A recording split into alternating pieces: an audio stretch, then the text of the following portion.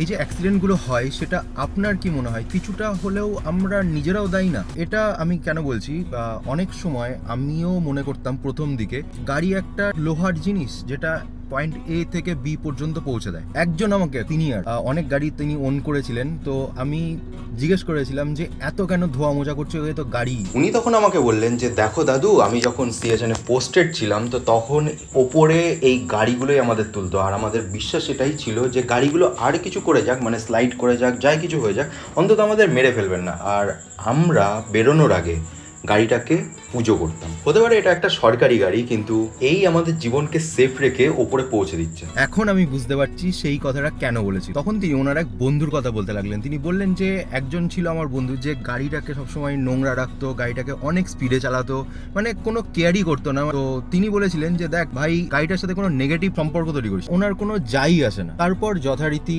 উনি অ্যাক্সিডেন্ট করেন, ওনার অনেক চোট টোট আসে। যখন তুমি এই গাড়িটাকে তোমার বাড়িতে নিয়ে আসছো তখন থেকে তোমার এনার্জি ক্যারি করা স্টার্ট করে দেয়। আমরা যখন নেগেটিভ কিছু ভাবি, গাড়িটাও সেই নেগেটিভ জিনিসটাই কিন্তু কনজিউম করে। দরজা পা দিয়ে বন্ধ করে না, সামনের চাকায় লাথি মারতে দেখেছি, গাড়ির ওপরে জুতো পরে উঠে গেছে। নিজের গাড়িকে অলওয়েজ রেসপেক্ট দেবে। দেখুন তো আপনারা এই কথাগুলোর সাথে সহমত কিনা যারা গাড়ি ওন করেন। বাদবাকি বিশ্বাসে মেলায় বস্তু, তর্কে বহুদূর। আপনারা চাইলে এটাকে অ্যাভয়েডও করতে পারেন।